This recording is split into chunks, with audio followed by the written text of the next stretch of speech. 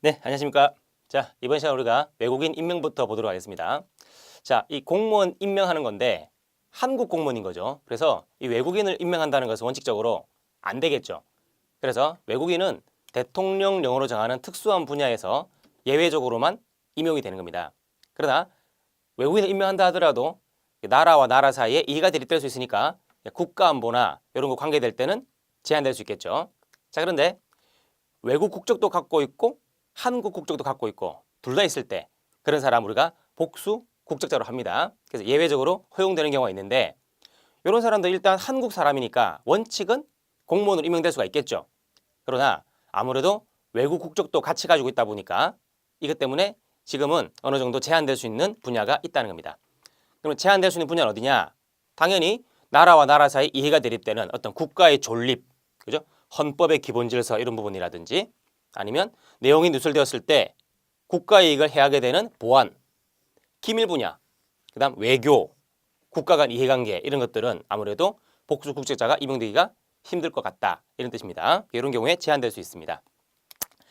그다음 우리가 이제 공무원을 임명할 때 제일 중요한 것은 직업 공무원제니까 시험을 쳐야 되겠죠, 그죠? 그래서 이게 무슨 뭐 세습제도 아니고 하겠다 보니까 음수제도 아니고 그래서 반드시 시험을 쳐야 되는데 신규로 채용할 때는 원칙은 여러 사람 우리가 늘 알듯이 구급 공무원, 실업 공무원 시험 치듯이 이렇게 원칙적으로 공개 경쟁 채용 시험을 친다는 겁니다. 근데 예외적으로 어느 정도 경력이 되는 사람들에 대해서 시험을 치기도 합니다. 근데 이 경력이 되는 사람 공개 경쟁도 수십만 명이 있고 경력이 되는 사람도 제법 많은 사람들이 있겠죠. 하지만 이 경력 경쟁 같은 경우는 반드시 다수인을 상대로 하지 않을 수도 있습니다. 그래서 그런 예외는 있을 수 있다. 물론 아니할 수 있으니까 항상 그런 건 아니고 원칙은 둘 다 시험을 통해서 공정하게 뽑는 것이다. 그런 뜻입니다. 그 다음에 전입이라는 게 있고 전직이라는 게 있는데 이전에서 들어오는 거죠. 새롭게 들어오는 겁니다. 이건 아예 다른 기관에서 들어오는 거예요. 다른 기관에서. 전직은 공무원끼리인데 직렬을 달리해서 들어오는 것이고 그런 이야기입니다. 그래서 전입시험은 국법 헌중 같은 국회, 법원, 헌재, 선관위, 행정부끼리 그런 요렇게 움직이는 거죠. 요렇게 움직이는 거, 요렇게 움직이는 거. 그래서 다른 기관의 공무원을 데리고 오는 거죠. 데리고 올 때 어느 정도 그 분야에서도 오랫동안 일을 해왔으니까 시험의 일부나 전부를 면제할 수는 있습니다. 자, 다음 전직이라고 하는 것은 직렬을 달리해서 역시 시험의 일부나 전부를 면제할 수 있겠죠. 그래서 행정직렬, 외무직렬 이렇게 올라갈 때 그래서 이렇게 바뀔 때도 마찬가지 그 각종 분야에 관계되는 전문 과목이 있으니까 거기에 대해서 시험을 칠 필요가 있다. 그런 뜻입니다. 그래서 원래 채용 같은 것들은 모두 다 시험을 치는 것이 원칙이라고 생각하시면 되겠습니다. 그 다음 우리가 예외적으로 채용하는 게 있는데 자 특별히 우대하는 경우가 있죠. 우대정책, 장이저 그래가지고 장애인 같은 경우 아시듯이 이공계 전공자, 이과 그래서 옛날에는 이과가 좀 홀대됐죠. 그죠? 문과로 우대하다 보니까 근데 지금 거꾸로 됐습니다. 사실은 지금 오히려 인문계 쪽, 인문학 쪽이 많이 떨어지고 있죠. 그죠? 이게 계속 왔다 갔다 한단 말이죠. 그래서 지금 이 이공계 전공자를 갖다가 우대하는 것이 과연 옳은 일인가 또 문제가 제기되고 있습니다. 하지만 현재로서는 장애인과 이공계 그리고 저소득층이라고 합니다. 그래서 장이저 우대 정책으로 좀 더 우선적으로 뽑는 경우가 있다는 겁니다. 그 다음 개방형직이라는 게 있고 공모직이라는 게 있는데 개방됐으니까 외부에서 데리고 오는 거죠. 이렇게 외부에서 인사를 데리고 옵니다. 그래서 전문성과 효율성을 위해 가지고 공직 내부나 외부에서 이게 중요하죠. 그 공무원이 아니라 하더라도 그죠? 개방형 직위로 사람들을 데리고 올 수 있다. 그래서 이런 전문성이나 효율적 운영을 필요한 경우 그런 직위에 대해서 그런 업무에 대해서는 개방형으로 지정해서 운영할 수 있습니다. 그런데 예외적으로 그 고위공무원이죠. 고위공무원 1, 3급 또는 상당 직위 중에서 and 임기제가 가능한 직위입니다. 두 가지 조건을 모두 갖춰야 됩니다. 그러니까 3급 이상, 그러니까 행정으로 따지면 실장, 국장, 과장급 이상 업무 중에서 임기제로 가능한 지위, 그것은 할 수 있다가 아니라 개방형 직위로 지정된 것으로 본다. 당연하게 개방형이 되는 것으로 이렇게 본다는 거죠. 개방형은 외부에서 들어온다는 얘기인데 공모직이라고 하는 것은 기관 내부나 외부의 진짜 밖이 아니고 공무원 중에서입니다. 공무원 중에서. 개방형 직위는 요렇게 들어올 수 있는 거지만 공모직위는 요렇게 들어올 수 있다는 거죠. 요렇게. 그 안에서 있거나 아니면 다른 공무원이거나 아예 밖에서 들어오는 게 아니라 그래서 요 외부는 공직 외부고 요런 기관 외부, 그 기관 외부고 그 기관 외부지만 그래도 공무원 중에서 들어온다는 겁니다. 공모해서. 그래서 공모직위하고 개방형직위하고 헷갈리지 마시고 그냥 기능 인재 추천 채용제라는 게 있는데 이건 뭐냐? 고졸자들 있죠. 학업은 우수한데 고졸이다 또는 예정자 해서 3년 범위에서 수습을 근무한 다음 6급 이하로만 특별히 채용할 수 있는 거죠. 기능인재 추천 채용제. 그다음 임기제라고 하는 것은 옛날로 말하면 그 계약직 공무원 같은 건데 지금은 임기제라고 해서 전문 지식과 기술을 요구할 때 단순 노무는 아닙니다. 전문 지식과 기술 요구할 때 그리고 임용 관리의 특성을 요구할 때 그런 업무일 때는 특히 그 경력직 특정직 경력직 특수경력직 있죠, 그죠? 특수경력 말고 경력직을 임용할 때 경력직 그때 임기제로 뽑을 수 있다라고 합니다. 이런 것들이 특별한 채용 방식이다라고 생각하시면 되겠죠. 자, 그다음 채용 후보자 명부. 시험을 쳤으면은 바로 그냥 뽑는 게 아니라 어떤 공무원 풀, 문제 풀처럼 공무원 풀이라는 게 있는 거죠. 그래서 채용 후보자에다가 이름을 올려둡니다. 그래서 시험을 실시한 사람이 그 합격자를 등재하여야 하는 거죠. 그리고 나서 유효 기간은 2년입니다. 과거에 5급은 좀 달랐는데 지금은 똑같아졌으니까 뭐 5급이건 아니건 간에 모두 다 2년이다. 암기를 해두실 필요가 있고 예외적으로 장이 1년 이내에 연장할 수 있는 가능하다 생각하시면 되겠고 그다음 이 명부에 올라가 있는 사람 중에서 그죠? 채용 후보자를 추천하는 거죠. 이런 사람을 뽑아달라고 이제 그 공무원 풀에서 사람을 뽑아가는 거죠. 이렇게. 그래서 원칙은 그 장이 임용권자나 재청권자 등에게 추천을 해야 됩니다. 그래서 예외적으로 이런 실시간에 장이 하는 게 아니라 인사혁신처장, 국무총리 안에 있는 우선 임용이 필요할 때 그럴 때는 직접 임용하거나 재청할 수도 있다. 그 장이 아니라 하더라도 그래서 그 할 수 있는 사람이 바로 예외적으로 우선 임용할 수 있는 사람은 인사혁신처장이다라고 생각하시면 되겠습니다. 그런데 자 채용 후보자가 자격을 상실한 경우 있는데 임용을 했는데 거절하는 겁니다. 이렇게 아예. 그래서 추천받은 기간에 임용 또는 재청에 따르지 않았다. 그리고 15 공무원이 될 자가 교육훈련에 따르지 않죠. 나는 교육받기 싫어요. 이런 거. 그러면 일을 시킬 수가 없으니까. 또는 시켰는데 성적이 나쁘죠. 이게 참 문제가 되는데. 최근에 이제 9급에서 행정법, 행정학 같은 것들이 선택 과목이 되면서 또는 세무직에서 세법이나 회계학이 선택이 되면서 그걸 선택하지 않고 들어가는 사람도 있거든요. 그러나 세무직에서 당연히 세무공무원으로 활동하려면 세법, 회계학은 기본이거든요. 근데 그걸 모르면 큰일 난다는 거지. 그래서 훈련을 통해서 교육훈련을 통해 가지고 이걸 갖다가 어느 정도 세법에 대한 지식이 필요한 건데 그 성적이 나쁘거나 또는 훈련을 받을 수 없거나 본인의 규칙 사유로 그런 경우에는 어쩔 수 없죠. 자를 수밖에 없습니다. 그래서 그런 것들을 쭉 이야기하는 겁니다. 그래서 채용 후보자 명부에 들어간 사람 중에서 추천을 했음에도 불구하고 나 안 가겠소 하거나 교육훈련에 제대로 따르지 않거나 성적이 나쁘거나 그런 경우는 채용 후보자 자격을 상실하게 된다. 공무원이 안 될 수 있는 거죠. 그 다음 실무 수습이라는 게 있는데 이는 임용 전입니다. 요거 아직 공무원 되기 전이고 공무원 되기 전에 채용 후보자 명부 중에서 임용되기 전에 잠깐 동안 그런 세법이라든지 그죠? 행정법이라든지 훈련을 받아야 업무를 볼 수 있겠죠. 그죠? 그래서 실무 수습을 할 수도 있다. 실시할 수도 있다. 그리고 수습 과정이라 하더라도 그 직무상의 행위를 할 때 그리고 형벌을 적용할 때 벌칙 적용할 때 그때는 공무원과 마찬가지로 가중처벌되거나 할 수 있는 겁니다. 그 다음 15임용 15임용은 일단 공무원 임용 전이 아니라 공무원이 된 거죠. 되긴 된 건데 아직까지는 그 시험 삼아 일하는 기간인 거죠. 사실 실무 수습과 좀 비슷하긴 하지만은 요거는 임용 전까지 수습을 하는 것이고 요거는 임용은 됐지만 아직까지는 보조 역할을 하는 그 정도밖에 안 된다는 거죠. 그죠? 그래서 그 기간이 뭐 원칙은 신규 채용 시 5급은 1년, 6급 이하는 6개월 동안 공무원은 공무원인데 공무원의 신분 보장을 받지 못하는 좀 이상한 어정쩡한 지위에 있게 됩니다. 이 경우에도 성적이 안 좋거나 할 때는 잘라질 수가 있는 거죠. 그죠? 잘릴 수가 있다. 그래서 예외 대통령령으로 그 기간을 면제하거나 단축할 수는 있지만 중요한 건 아니고 그다음에 제외되는 것이 이런 것들을 시험에 중요할 겁니다.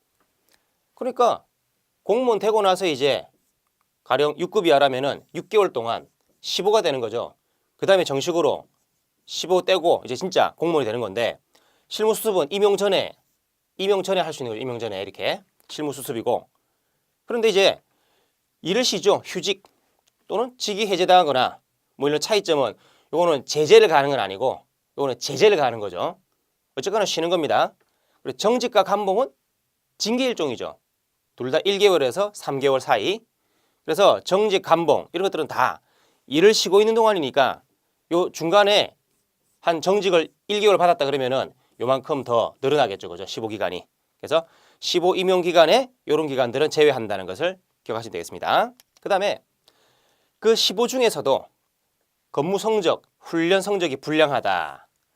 제대로 하지 않으면, 아이고 위법이 아니고 자 위법입니다. 위법. 그래서 법을 위반하거나 또는 명령에 불복종할 때, 그죠?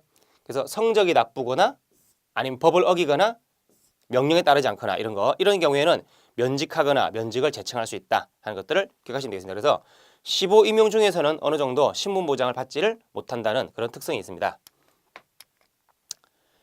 그 다음에 임명권자가 누구냐? 원칙은 소속 장관입니다. 장관. 보통 그 책에서 소속 기관의 장이라는 게 있고 장관이 있죠. 장관이 제일 높은 거죠. 장관이. 그래서 대장 중에서도 소속 장관 임명한데 예외적으로 아주 높은 사람들, 5급 이상, 고위공무원과 소속 일반직 공무원들, 이런 경우는 복잡하죠. 소속 장관이 제청하고 1단계, 인사혁신처장 협의를 거쳐서 2단계, 그 다음 총리를 거쳐 3단계, 마지막 대통령이 임명하게 되는 겁니다. 원칙은 장관이지만 예외적으로 높은 사람들은 대통령이 임명한다라고 기억을 하시면 되겠습니다. 그 다음 이 5급 이상 중에서도 고위공무원단 중에서 일반직 공무원, 그런 경우는 자 기관에서 높은 사람 중에서 5급 이상이 있고 고위공무원단이 있죠. 이런 경우 5급 이상 말고, 그래서 물론 고위공무원은 5급 이상 있긴 하겠지만, 그러니까 이 5급보다도 더 높은 사람들을 말하겠죠. 그죠? 해당 기관 소속이 아니어도 이거죠. 이쪽은 그 소속이 아니어도 다른 장관이 이 사람을 제청해서 고위공무원단으로 갈 수 있다는 거죠. 그죠? 다른 기관 장관도 제청할 수 있다. 그래서 소속 장관만 제청하는 게 아니라 다른 기관 소속도 제청이 가능하다는 점, 고위 일반직 요것만. 그다음 국세청장이면은 야 이거 뭐 차관급이죠. 차관급 거의 뭐 장관, 차관 그쪽 청장 이렇게 되는 건데, 좀 아주 높은 사람들이니까, 더 높은 사람들이니까 이런 사람들은 특히 국회 인사청문을 거친다는 점, 요거. 그래서 국세청장 같은 경우는 인사청문이 필요하다. 국회. 이걸 꼭 기억하시기 바랍니다. 기타 임명권자는 각 기관마다 국법 헌중에 따라서 행정직을 담당하는 그런 쪽이 들어주죠. 행정의 최고 수장들이죠. 그다음 효력 발생 시기는 언제 임명된 것이냐? 그 임용장 있죠. 종이에 나와 있는 시기. 기재가 된 날짜입니다. 그런데 예외가 있는 것이, 그 임용장에 기재된 날짜는 5월 15일이다. 임용장에 기재된 날짜가. 실제로 교부한 날짜가 7월 8일이다. 이게 실제 교부된 날짜. 그러면 7월 8일 날 받았는데 날짜가 15일인 겁니다. 그럼 나도 모르는 사이에 임명됐다? 그럴 수는 없으니까 요걸 제끼고 요걸 기준으로 한다는 거죠. 그래서 그 기재된 날짜가 경과된 경우에는 사실상 교부를 받은 날, 임용장을, 기재된 날짜가 아니라, 원칙은 기재된 날짜, 예외적으로 서로 다르면 교부된 날짜입니다. 그래서 효력 발생 시기는 여러분들이 꼭 암기를 해두시기 바랍니다. 자, 그다음 이제 임명일자는 원래 뭡니까? 그 임용된 날짜에 들어가는 건데, 소급해서 임용되는 경우 예외가 있습니다. 아시겠죠? 원칙은 소급할 수 없는 건데 예외적으로 소급할 수 있는 것이 아주 훌륭한 일을 한 사람들이죠. 공적이 뚜렷한 사람. 그래서 재직 중 공적이 뚜렷하거나, 그리고 그 공무로 인해서 사망했을 때, 뚜렷할 것, 공무일 것 두 가지가 모두 다 갖추어져야만 특별히 승진 임용될 수 있는 겁니다. 훌륭한 일을 했으니까, 그죠? 뭐 2등병에서 1등병에서 상병으로 이렇게 올려서 해준다는 거죠. 그렇게 올라갈수록 뭐 연금이라든지 여러 가지가 더 올라갈 테니까. 자, 그런데 이제 문제는 재직 중에 사망하게 되면, 여기서 재직 중이니까 여기서 사망했죠? 그럼 사망한 날짜에는 사람이 없으니까 승진이 될 수가 없는 거죠. 그래서 그 사망한 전날, 그죠? 사망한 전날에 그 승진된 것으로 본다. 그렇게 인정해 주는 거죠. 그 다음에 퇴직한 다음에는 이미 이제 여기서 퇴직을 했다. 퇴직을 하면 그러나 사망했죠. 그럼 이미 퇴직한 사람한테는 승진될 수가 없는 거죠. 당연히 공무원이 아니니까. 그렇기 때문에 훌륭한 일을 했으면은 그때는 뭐다? 이 퇴직한 전날로 승진된 것으로 봐주겠다. 이렇게 되는 겁니다. 그래서 원칙은 소급할 수 없지만 이런 경우, 그래서 훌륭한 일을 해가지고 공무로 사망한 경우, 그럴 때는 이렇게 사망한 전날이나 퇴직한 전날에다가 그것을 인정해주겠다, 그런 뜻입니다. 그래서 예외적으로 할 수 있는 경우 예외 사유를 여러분들이 꼭 기억해 두시기 바랍니다. 그 다음 인사교류라는 게 있죠. 가끔 저한테 많이들 물어보십니다. 그러니까 서울시를 봤는데 뭐 대전으로 가고 싶다라든지 뭐 대구로 가고 싶다든지, 대구로 갔다가 대구 지방직을 쳤다가 다시 또 서울로 올라오고 싶다든지, 그런 것들 이제 인사교류, 이런 것도 예외적으로 가능하다. 그래서 정리하는 사람 역시 인사혁신처장이 계획을 수립하고 총리의 승인을 받아서 실시할 수 있는데, 뭐 이런 절차는 중요한 게 아니라 어쨌거나 인사교류가 가능하다는 것을 알고 계시면 될 것이고, 자, 그러나 A시에서 B시로 갈 때 나는 가기 싫은데, 아니 난 집이 여기인데 왜 일로 가라고 하느냐, 강제로 가라면 안 되는 거죠. 그래서 이렇게 전출할 때는 반드시 뭐가 필요하다? 동의가 필요하다는 겁니다. 요 판례 중요한 겁니다. 알겠죠? 그래서 단체장이 전출하는 것은 임명권자를 달리하는 지방단체로 이동인 점에서 반드시 당의 공무원 본인의 동의를 전제로 하는 것이고, 동의를 받지 아니한 채 임명권자를 다르게 하는 구로구, 다른 지방으로 가는 거죠. 그랬을 때 그런 전출 명령은 위법한 것으로서 취소되어야 할 것이다 라고 했습니다. 이 동의라는 것은 어디까지나 절차에 하자니까 취소 사유가 되겠죠. 그래서 위법하고 절차하자니까 취소 사유로 파악하겠다, 그 뜻입니다. 이것을 꼭 기억하시고, 그 다음 이제 국가유공자, 나라를 위해서 훌륭한 일을 하신 분들의 그 자녀들, 그런 사람들을 일단 우선 임용하는 규정이 있다. 자, 그래서 임용할 때 법령으로 정하는 바에 따라 뭐 우선 임용하여야 한다 했고, 하여야 한다.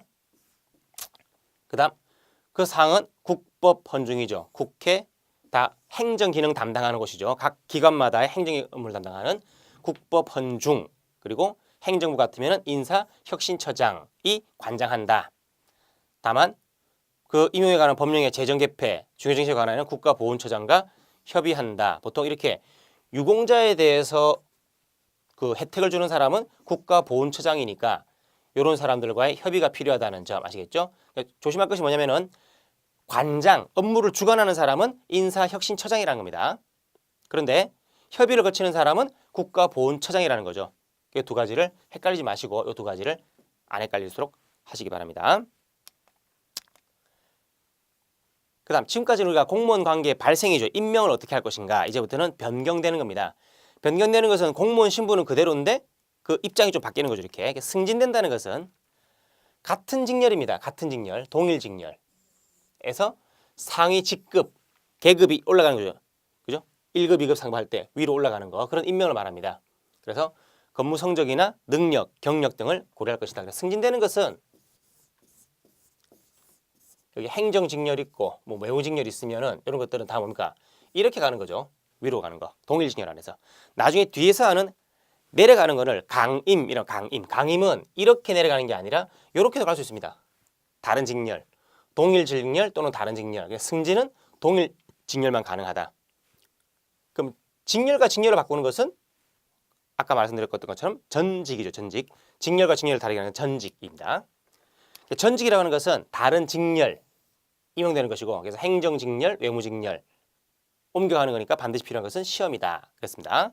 직위분류제 특례에 해당하는 것이고, 원래 직렬이라고 하는 것은 각각의 업무에 따른 고유 분야가 있는 거죠. 전문 분야가. 그렇기 때문에 그 전문성을 갖추기 위해서 관련 지식이 필요한 겁니다. 그래서 직렬을 나눈 건데, 경우에 따라서는 뭐 그쪽에 적성이 안 맞거나 또는 다른 쪽에 능력이 뛰어나거나 그럴 때는 옮길 필요도 있는 거겠죠. 그죠? 그래서 예외적으로 전직을 할 수 있는 겁니다. 특례라는 것이고, 그 다음 전보라는 것은 직렬을 바꾸는 게 아니라 말 그대로 보직을 바꾸는 거죠. 보직.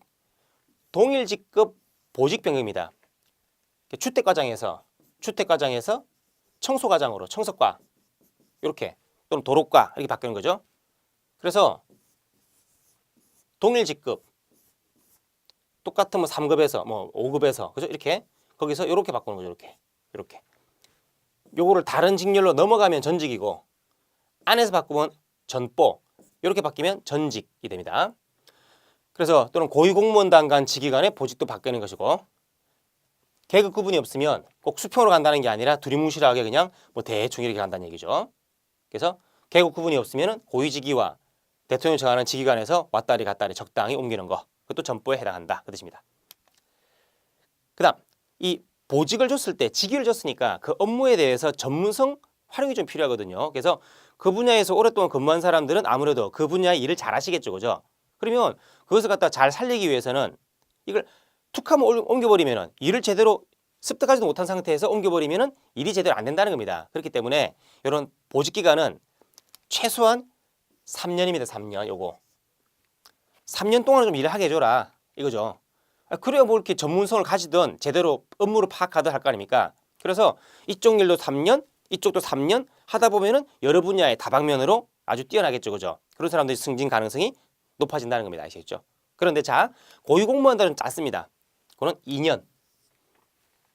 그래서 필수 보직 기간 꼭 암기를 할 필요가 있겠죠. 고위공무원단 직위에 재직 중인 공무원들. 왜냐하면 이런 사람들 어차피 아주 이쪽 분야 여러 분야에 일을 많이 해왔거든요. 해왔으니까 어느 정도 다 전문성을 갖고 있다는 거죠. 그래서 3년이 아니라 한 2년 정도만 일을 하더라도 충분히 캐치할 수 있지 않느냐 뭐 그런 의미에서 이야기하는 겁니다. 그리고 고위공무원단 너무 오래 있으면 또 물이 고이면 썩을 수도 있으니까 적당히 절충을 한 겁니다. 알겠죠? 그래서 이런 고위공무원단 직위에 재직 중이거나 또는 실장국장 1급, 2급이죠.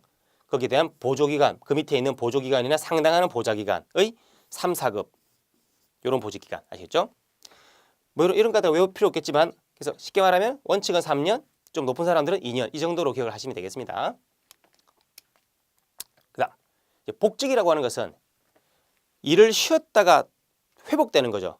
쉬는 거는 두 가지가 있는데 휴직을 하거나 직위 해제되거나 휴직은 쉬는 거고 직위 해제는 약간 제재를 받는 거죠. 잠깐 업무에서 떠났다가 도롱을 말합니다. 겸임이라고 하는 것은 말 그대로 겸직이죠. 겸직.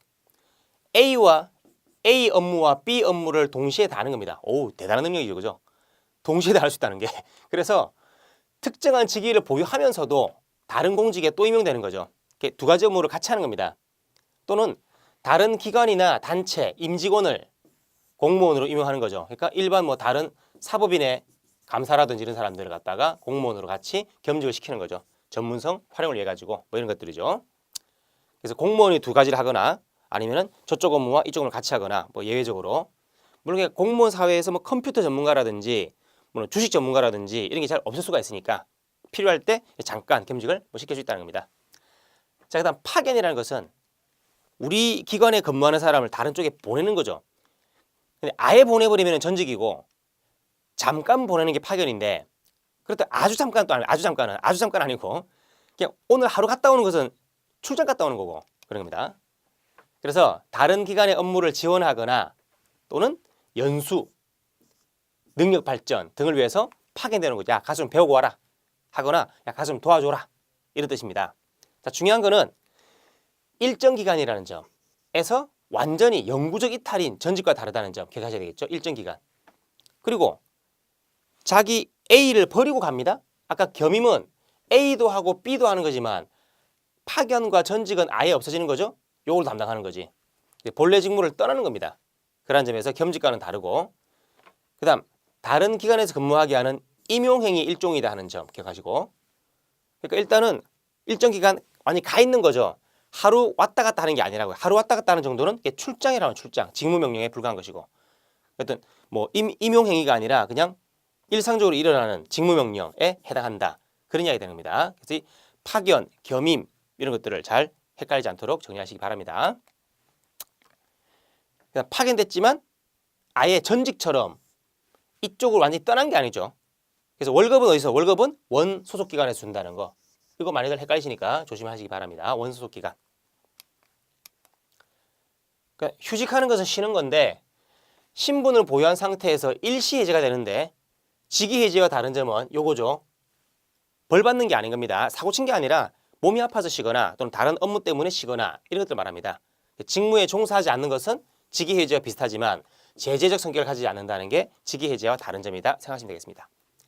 그럼 두 가지가 있는데 뭐 직권, 강제로 휴직되거나 아니면 쉬고 싶어요 해서 휴직되거나 두 가지가 있는 거죠. 그래서 직권휴직과 청원휴직이 있습니다.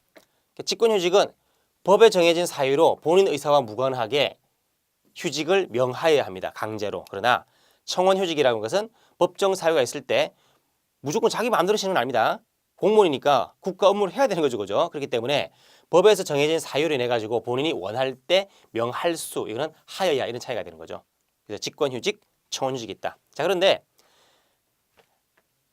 8세, 그죠?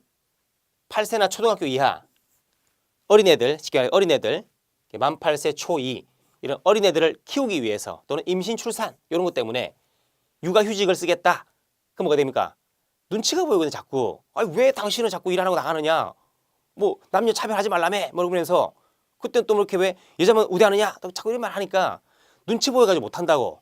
그래가지고 계속 못 쓰고 있으니까 그런 것 때문에 아예 이거는 명하여야 하는 것으로 아예 그냥 내가 쉬고 싶건 안 쉬고 싶건 문제가 없는 거지 그냥 나가 이런 거지 그냥 쉬었다 와 이런 거 무조건 하고. 그래서 명하여 하니까 눈치 볼 필요가 없다. 이게 참 중요한 것 같습니다. 그래서 예외 꼭 기억하십시오.